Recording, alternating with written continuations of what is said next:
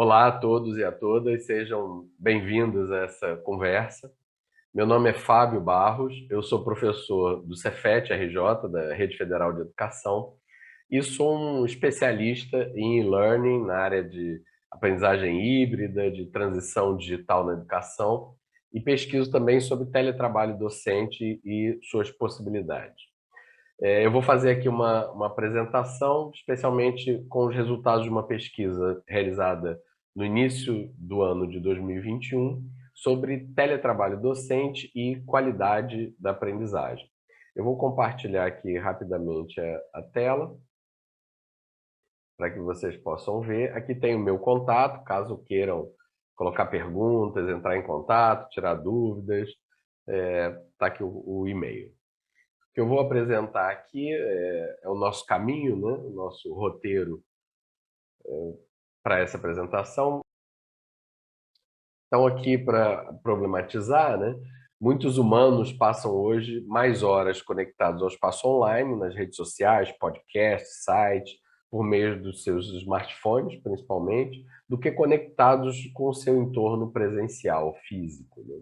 Esse hibridismo está presente no cotidiano das atividades humanas para fazer compras, para se comunicar, para interagir socialmente, encontrar um parceiro, uma namorada ou namorado, casamentos, né? E tem muitos aplicativos relacionados a isso. Conseguir emprego, enviar currículo, localizar uma informação e também para aprender e ensinar, que é o nosso objeto de discussão. Aqui alguns resultados dessa pesquisa, que foi apresentada na conferência, na 12ª Conferência Internacional de Tecnologias da Informação e Comunicação na Educação, em Braga, Portugal. Para quase 30% dos docentes que estiveram em teletrabalho, segundo a pesquisa, a qualidade da aprendizagem dos alunos foi melhor ou igual comparativamente ao ensino presencial, mesmo diante de todas as adversidades durante a pandemia, e mesmo da forma, em geral, abrupta, rápida e sem muita preparação, como foi feito isso. Mais de 65% dos docentes do ensino superior consideram permanecer em teletrabalho caso sejam oferecidas opções e condições favoráveis para tal, no chamado pós-pandemia. Esperamos que chegue logo esse momento do pós-pandemia, né, que possamos todos nos livrar dessa situação complicada. No grupo de docentes que declarou melhoria dos níveis de aprendizagem dos alunos, ou seja, o que nós podemos chamar aqui do grupo de docentes exitosos, né, no teletrabalho, nesse grupo, ou seja, foi feita uma filtragem dos resultados, nesse grupo específico, mais de 90% consideram permanecer em teletrabalho. Ou seja, há uma associação direta entre o grau de satisfação com o teletrabalho com o grau de percepção da melhoria da aprendizagem dos alunos, dos estudantes. Bom, a palavra teletrabalho, só para fazer uma rápida conceituação, ela não começou de agora, né? Na história contemporânea, principalmente desde a Revolução Industrial, a partir dos anos 50, mas com as tecnologias de informação e comunicação, já principalmente em alguns países a partir dos anos 70, começaram a ocorrer os primeiros relatos de teletrabalho, e aí sim mediados por computador, e chegamos ao que existe hoje com esse boom da mediação tecnológica, permitindo o teletrabalho, a telepresença, enfim.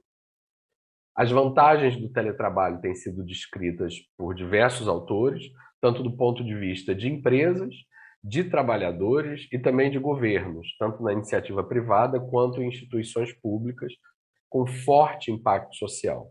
Então, aí tem vários trabalhos e pesquisas já realizados, tem uma extensa literatura sobre teletrabalho e os seus impactos, principalmente na melhoria da qualidade de vida, em mais tempo com a família, menor estresse, maior produtividade, mais motivação, flexibilidade de horário de jornada, redução de custos, diminuição de deslocamento, menor exposição à violência, retenção de talentos, entre outros.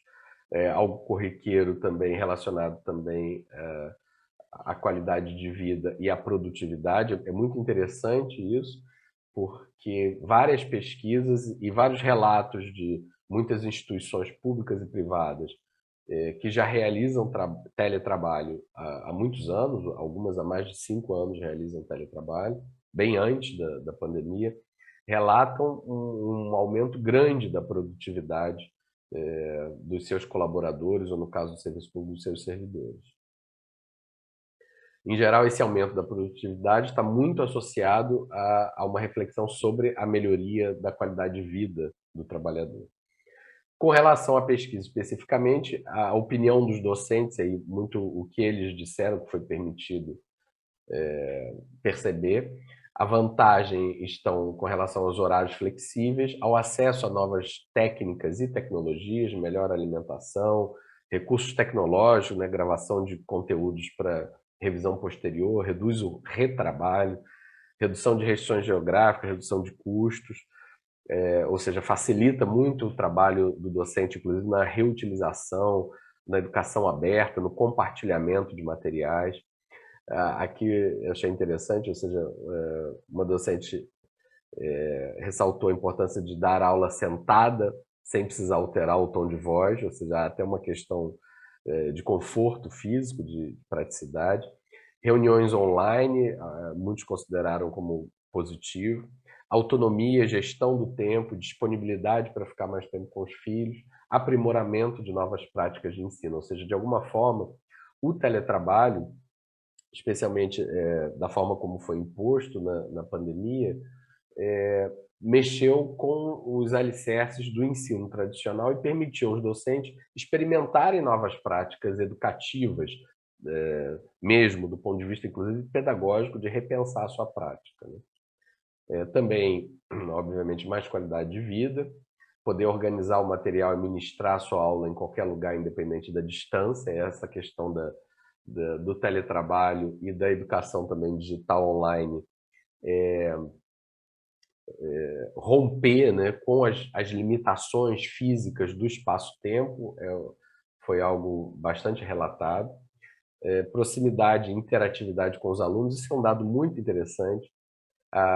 Havia sempre com relação, principalmente à EAD, já há muitos anos, uma crítica de que isso poderia levar a um distanciamento, né, entre as pessoas, mas, na verdade, ao contrário, houveram muitos relatos de sensação de proximidade e de interatividade com os alunos que não se tinha nos espaços físicos presenciais.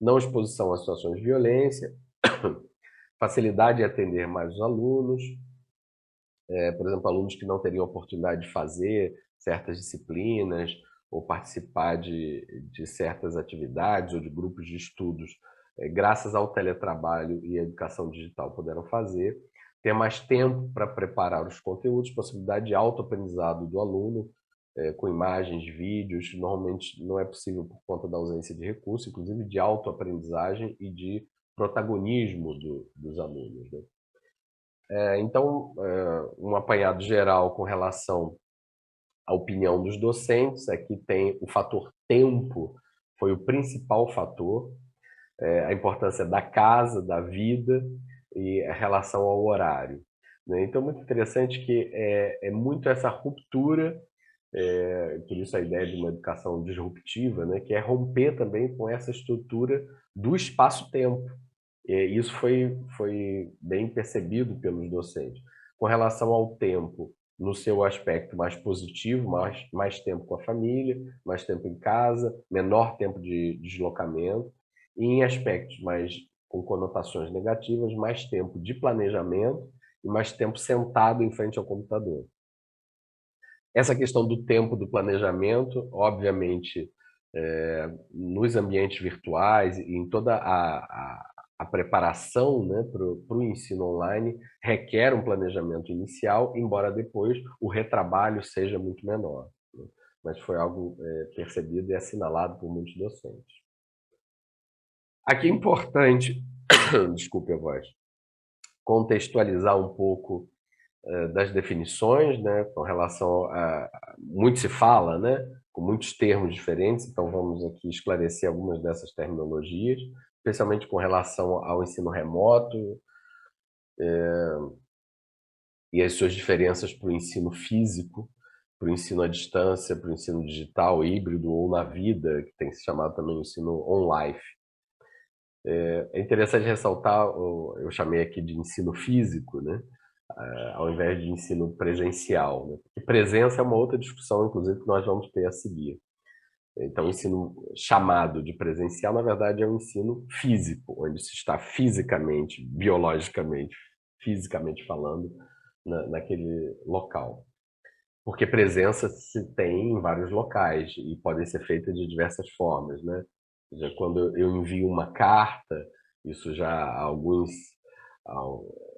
muitas décadas, talvez séculos atrás, quando se enviava uma carta, por exemplo, as primeiras experiências de educação à distância, que se tem relato, por exemplo, na Europa, no Reino Unido, na Inglaterra, datam aí do ano 1700 e pouco, com universidades que enviavam cartas com informações dos professores aos seus alunos, ou seja, isso era um ensino à distância e uma forma de presença através da carta, né? Uma ligação, por exemplo, telefônica é uma forma de estar presente com as pessoas. No caso mais recente da pandemia, o ensino remoto ou emergencial, foi utilizada essa nomenclatura provavelmente para se diferenciar das práticas já realizadas há décadas de educação à distância. Em comum, o ensino remoto e a educação à distância, eles teriam apenas a utilização de meios tecnológicos. O ensino remoto seria 100% não presencial, por condições óbvias, das condições sanitárias, o que nem sempre ocorria com a EAD, que poderia ter momentos presenciais, né? O ensino remoto foi basicamente baseado nas aulas síncronas. Em geral, isso ocorre muito pouco na EAD. A EAD privilegia as aulas assíncronas. E o ensino remoto foi amplamente utilizado também na educação básica, o que pouco ocorria com a EAD, onde havia uma concentração do ensino superior, técnico-tecnológico, né? Obviamente, essas diferenças se deram, tem várias causas, mas se deram muito pela forma como se precisou fazer e muito numa tentativa dos docentes das instituições de reproduzir aquilo que se fazia presencialmente no mundo online. Mais à frente nós vamos ver que a educação online, a educação digital tem uma outra lógica, que não é a mesma lógica pedagógica e de funcionamento do ensino físico. Por isso é preciso aprofundar essa discussão.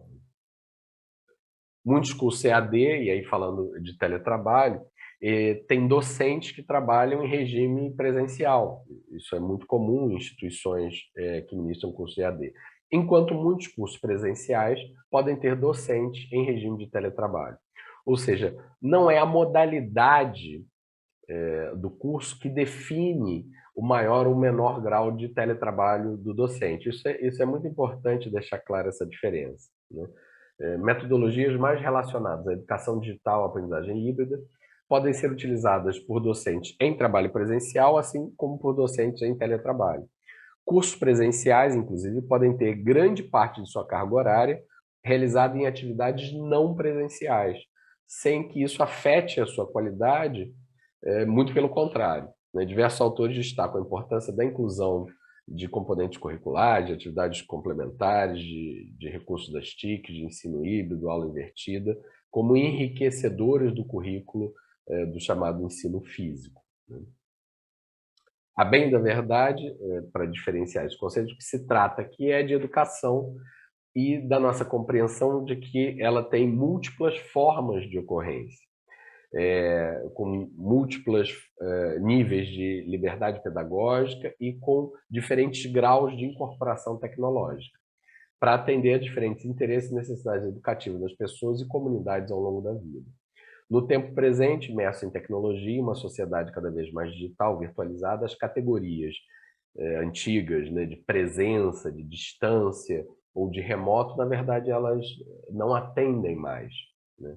O que nós estamos a discutir é educação e suas múltiplas formas de incorporação tecnológica, com metodologias ativas, com formas de se fazer educação, né?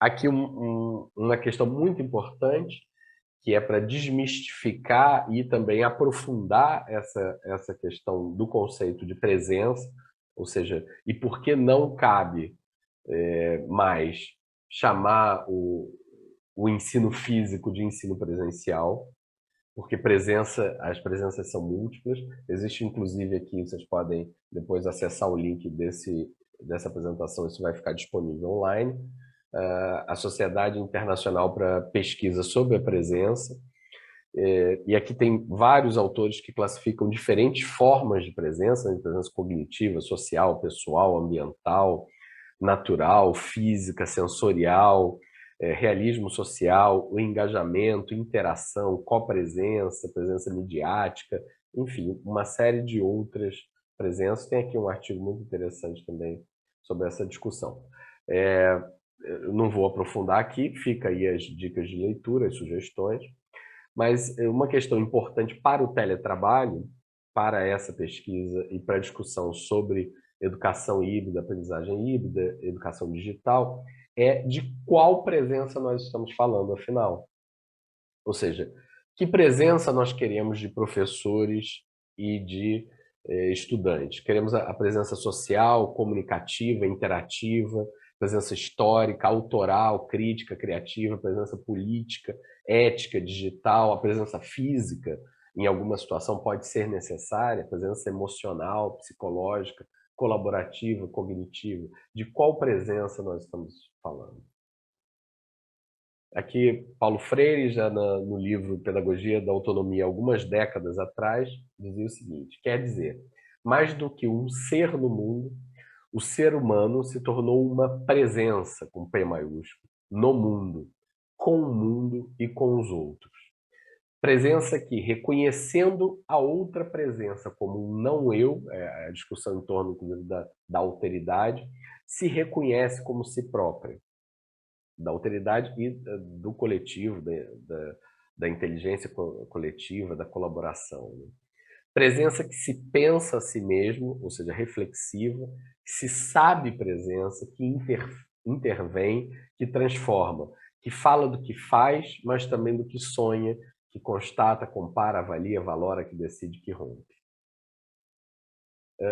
Aqui um texto do Antônio Moreira e da Cristina Vieira, de Portugal, sobre a discussão do e-learning, e trazem muito dessa discussão sobre a presença cognitiva e a importância da presença cognitiva para que os estudantes construam significados através da reflexão, da elaboração do conhecimento, ou seja, aí é que se aprende de forma significativa. Por isso a importância da presença cognitiva, o que às vezes nem sempre ocorre no ensino físico, né?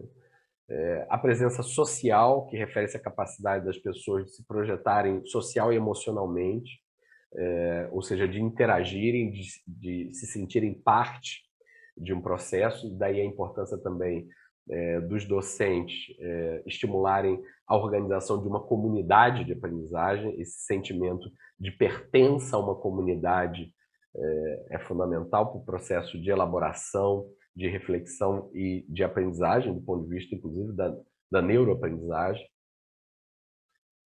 Ou seja, gerando um ambiente social facilitador do pensamento crítico, que seria a presença de ensino, o indicador da presença de ensino é o pensamento crítico. Né? A conjugação, então, dessas presenças fomenta a sensação de pertença a uma comunidade construtivista de investigação em um ambiente colaborativo. O sentimento de pertença à comunidade assume-se, olha que importante, como preditor dos desempenhos dos estudantes, ou seja, quando há esse sentimento de pertença, de participação ativa, né, que se chama e não uma aprendizagem passiva, mas uma participação ativa do aluno, isso é um fator preditivo para melhor desempenho. Essa é uma pesquisa que foi realizada, foi uma publicação de 2017, bastante recente.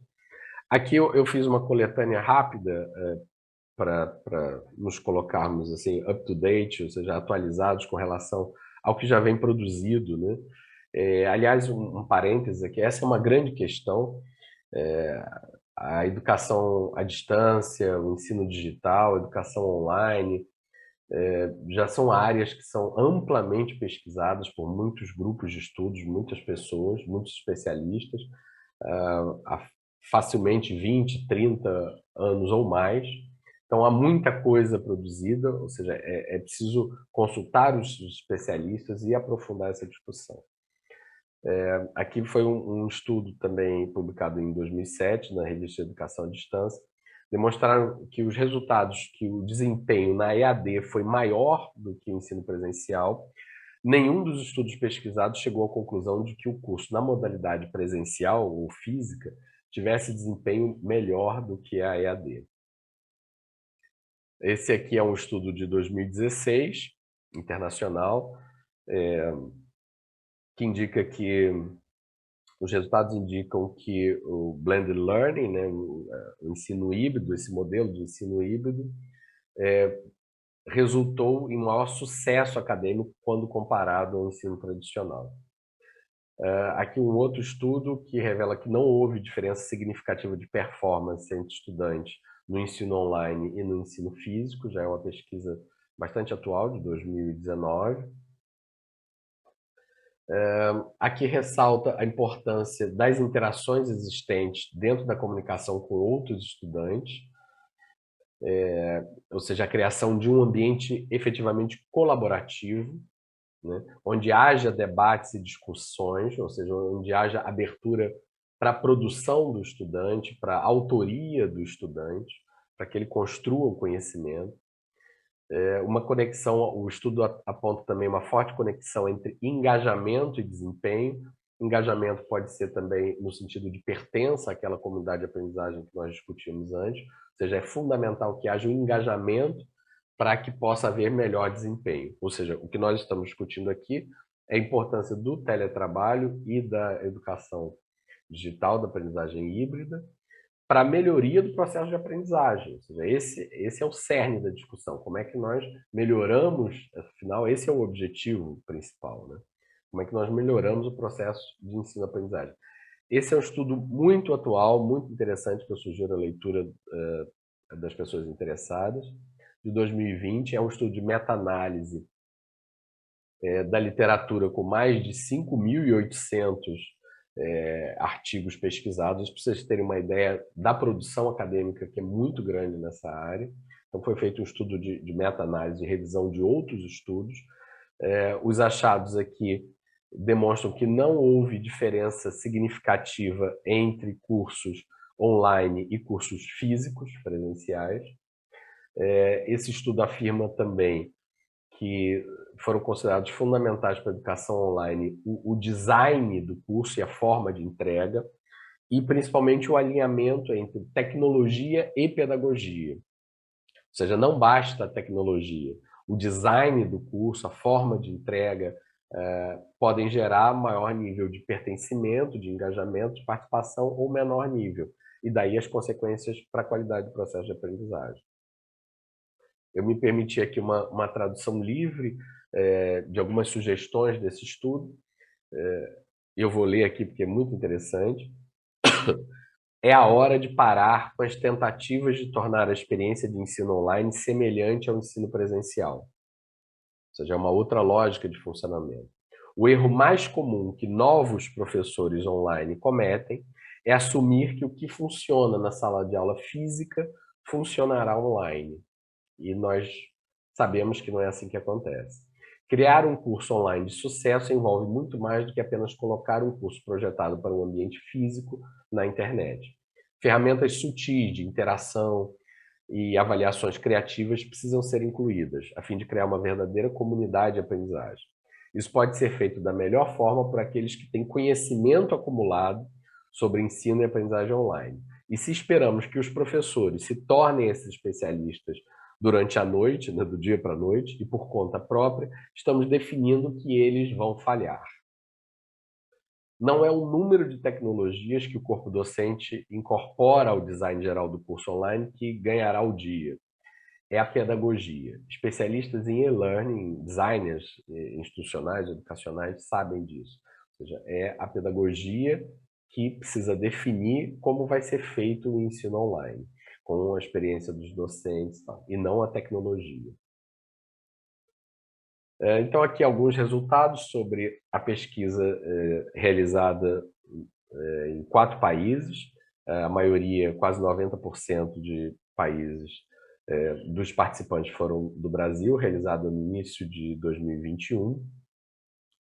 Quanto ao interesse em permanecer em teletrabalho, mesmo após o fim das restrições, dos professores que atuam no ensino superior, os dados foram de 65,5%, que sim ou talvez queiram ficar. Dos professores pesquisados, somente 32% não querem ficar em teletrabalho. No caso dos professores que atuam no ensino médio, básico ou técnico, o interesse baixou um pouco. 40% sim ou talvez, e quase 60% não tem interesse. Mas mesmo no ensino básico, foi um número bastante surpreendente. Em relação à aprendizagem dos alunos, comparativamente ao ensino presencial, mesmo com todos os problemas no período de teletrabalho docente, 20% dos professores do ensino superior consideraram que os alunos tiveram a mesma qualidade de aprendizagem, e 9,1% considerou a qualidade maior, inclusive, do que no ensino presencial. No ensino básico, os números são um pouco mais baixos, mas mesmo assim, 26% relatou melhoria da qualidade ou igual ao que era no presencial.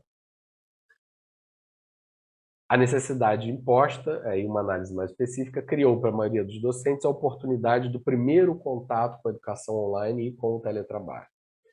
Para além das inúmeras dificuldades relatadas e para além, claro, do heroísmo, e é preciso que isso fique registrado, dos docentes, dos professores, das instituições, que foi um verdadeiro heroísmo, existiram, em contraponto, diversas referências à melhoria da qualidade de vida e tempo com a família, e aspectos positivos relacionados à utilização das novas tecnologias, maiores oportunidades para o aluno, qualidade da aprendizagem, flexibilização, interatividade e outros. Então, tem vários relatos que o teletrabalho impactou pedagogicamente aos professores e, portanto, também a qualidade da aprendizagem, ou seja, a inclusão digital, né, literacia digital, aprendizagens significativas, personalização do ensino, diversificação de metodologias, flexibilidade de tempo e de horário, maior interatividade, uma série de afirmações docentes do ponto de vista pedagógico e de qualidade da aprendizagem.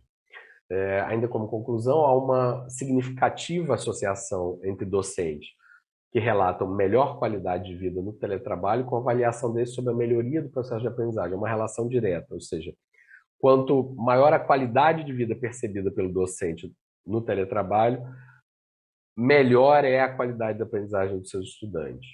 Há diversos outros estudos, inclusive, que relatam, mesmo no ensino físico, uma associação entre docentes com melhor qualidade de vida e melhoria, e o impacto disso na melhoria do processo de aprendizagem dos estudantes.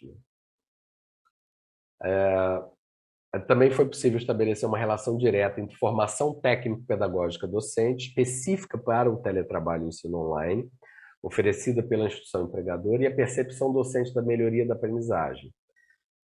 Assim como o contrário, ou seja, piora da aprendizagem quando houve baixo investimento institucional na preparação do docente para o teletrabalho. Então, esse dado reforça a importância das instituições em garantirem a capacitação para o teletrabalho e ensino digital, porque isso tem impacto direto na qualidade da aprendizagem dos estudantes. Então, aqui tem um exemplo desse gráfico, ou seja, docentes que consideraram que seus alunos tiveram piora da aprendizagem são os docentes menos interessados em permanecer em teletrabalho, os docentes mais exitosos do ponto de vista da qualidade da aprendizagem dos seus estudantes, são os docentes mais interessados, aqui 90% por esse filtro, em permanecer em teletrabalho.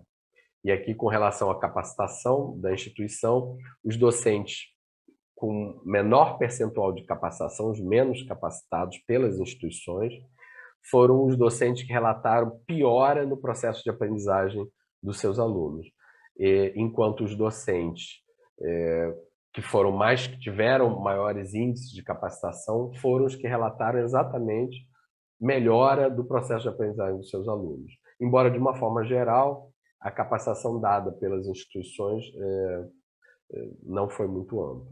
Mas esse é um dado muito interessante que mostra uma relação direta entre capacitação docente para teletrabalho e educação híbrida digital e qualidade do processo de aprendizagem. Então aqui tem os relatos de melhora da qualidade da aprendizagem.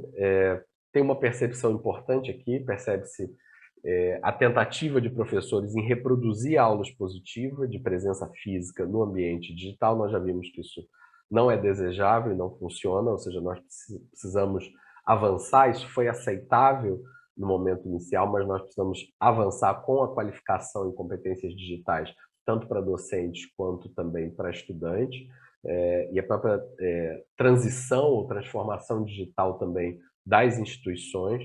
Então, muitos docentes relataram o privilégio de uso de vídeos síncronos em detrimento de outras ferramentas e metodologias ativas, né? Especialmente as assíncronas, com potencial para aumentar a interação entre pares, a presença cognitiva, a colaboração, etc.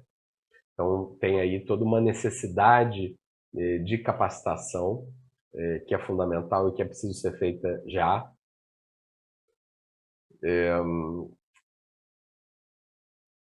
Aqui, ainda nessa conclusão, em uma sociedade cada vez mais digitalizada, esses dados demonstram o potencial de benefícios da educação digital e do teletrabalho docente para a melhoria do processo de aprendizagem dos alunos, especialmente com docentes capacitados. Então aqui você tem muitas possibilidades advindas dessa experiência forçada, né, durante a pandemia, do teletrabalho e da educação digital.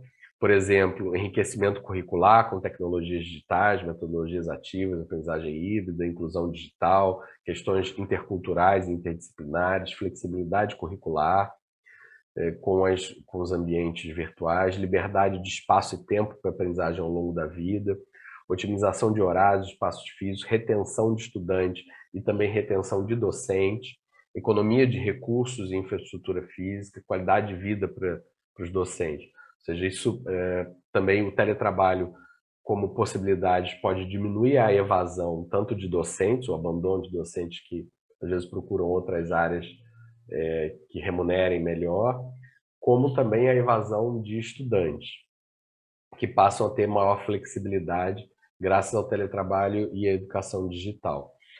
Aqui como exemplo de interculturalidade, interdisciplinaridade e aprendizagem híbrida, eu já tenho, por exemplo, já tem muitas experiências relatadas nessa área há décadas.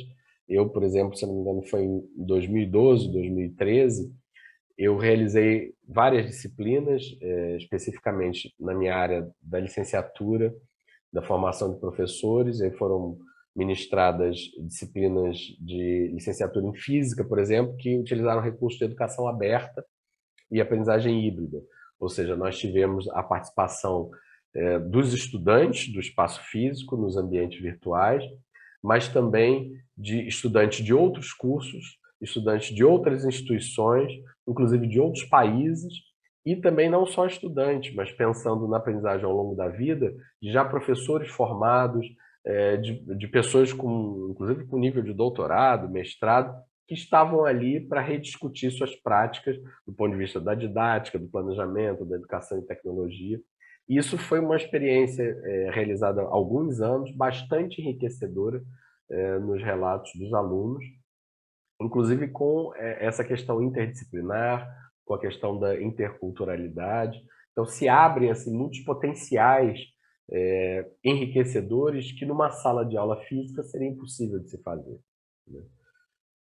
Tem aí mais alguns impactos potenciais da mobilidade docente, trabalho sem necessidade de mudança de casa, repovoação do interior, com maior fixação de docentes, impacto na qualidade de vida, né?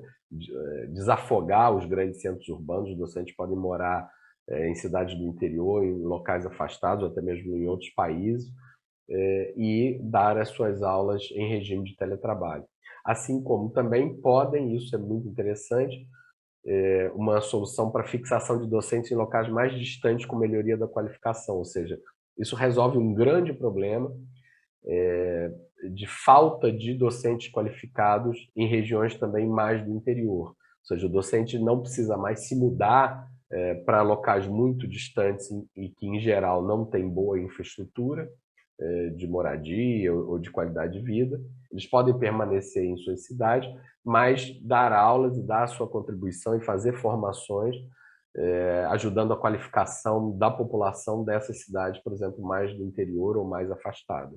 Então, há um impacto social, público, muito importante nisso, nessa questão do teletrabalho. Alunos podem conviver e conhecer outras realidades, instituições, mais tempo aos professores para atendimento individual, né, diminuição do retrabalho, ensino personalizado, tutoria, orientação, curso de extensão online para grandes audiências, isso já é feito, várias instituições públicas e também privadas têm feito os chamados MOOC, né, que são, eu mesmo participei de alguns cursos sobre a plataforma Moodle, que tinham aí para mais de 7.000 pessoas do mundo inteiro, dialogando em cursos gratuitos e abertos, com avaliação entre pares, de uma forma bastante crítica, transformadora, com atividades práticas. Foi muito interessante, é muito possível de se fazer isso. Ampliação, e com isso, ampliação e democratização do acesso ao ensino, isso por si só é algo fundamental. Pode ser feita, inclusive, uma ressignificação da infraestrutura física existente, ela pode ser redirecionada para a transformação de salas de aula física em laboratórios diversos, multimídia, para atividades práticas presenciais, físicas, ou para alunos com dificuldade de acesso que se desloquem em dias e horários de sua preferência. Isso para citar alguns impactos que podem vir do teletrabalho, impactos, nesse caso, positivos. Obviamente, há uma série de estudos também sobre aspectos mais negativos relacionados ao teletrabalho e à educação digital, que precisam ser pesquisados e trabalhados, né? Tem aí o cyberbullying, a sobrecarga de trabalho dos docentes, inclusive a sobrecarga com relação aos estudantes. Isso é muito comum, às vezes uma tentação do docente para garantir, né, na ânsia de garantir a qualidade da aprendizagem, fazer uma sobrecarga de informação. Isso tem que ser muito dimensionado, por isso a importância do especialista em e-learning, em e-learning, né, em educação híbrida. Então, aqui temos o exemplo do plano de ação, tem aqui o link para quem quiser pesquisar, plano de ação para a educação digital, previsto de 2021 a 2027, em todos os Estados-membros da União Europeia, para que a União Europeia possa assumir a educação digital por inteiro. Eles ressaltam principalmente os desafios e as oportunidades abertas pela pandemia nesse campo, e como é que se pode aproveitar isso do ponto de vista positivo para fins de educação e formação. Falam, então, da importância de integrar a educação na era digital, sobre a importância da digitalização, né, da transição digital de métodos e pedagogias de ensino, e a disponibilização de infraestruturas necessárias para uma aprendizagem à distância, inclusiva e resiliente. No Brasil, nós temos aqui sendo encaminhada uma discussão importante no Conselho Nacional de Educação sobre as diretrizes gerais sobre a aprendizagem híbrida. Eu vou aqui rapidamente mostrar alguns trechos. A aprendizagem híbrida caracteriza como uma metodologia pedagógica flexível, ativa e inovadora.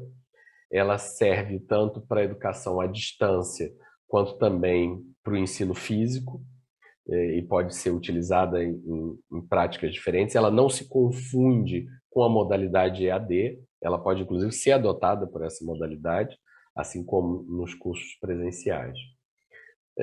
A adoção dessa aprendizagem híbrida, então, ela requer um equilíbrio entre atividades presenciais e não presenciais em diferentes tempos e espaços, dentro ou fora. Pode ser feito de maneira online, síncrona ou assíncrona, ou seja, é uma diretriz geral, né, aqui do Ministério da Educação.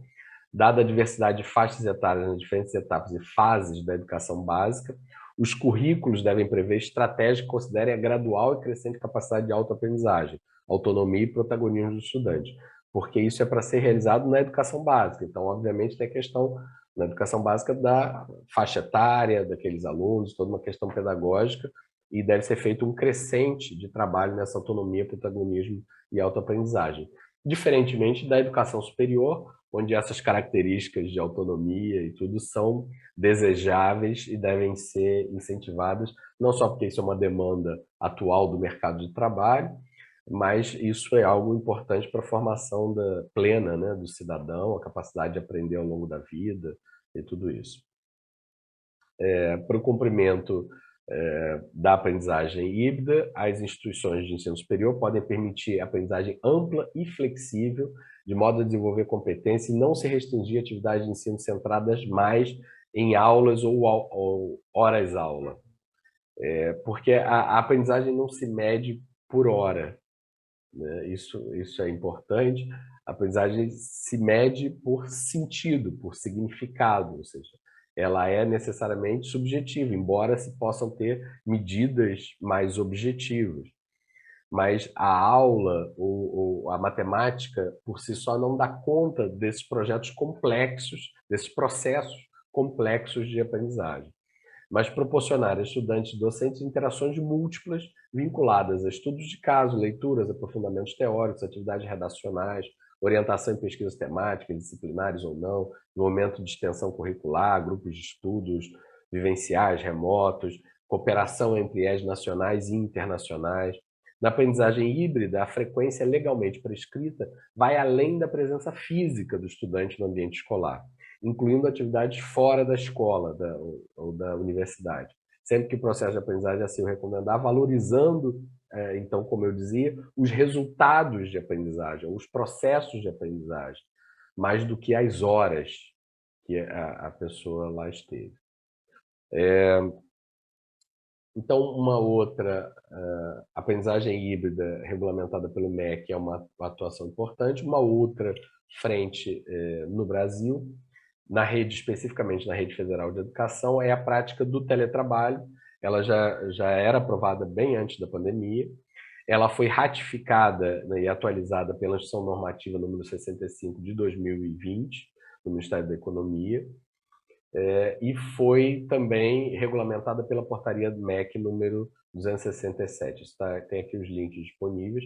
E ela autoriza a implementação do programa de gestão pelas unidades do Ministério da Educação e suas entidades vinculadas, possibilitando, então, a adesão ao regime de teletrabalho pelos docentes e técnicos. Ou seja, era preciso também, passada a pandemia, haver um amparo legal para que docentes e técnicos, também técnicos administrativos, pudessem estar em regime de teletrabalho, atuando nos cursos físicos, presenciais, ou em outros cursos na aprendizagem híbrida ou de EAD, ou seja, independente da modalidade do curso ofertado.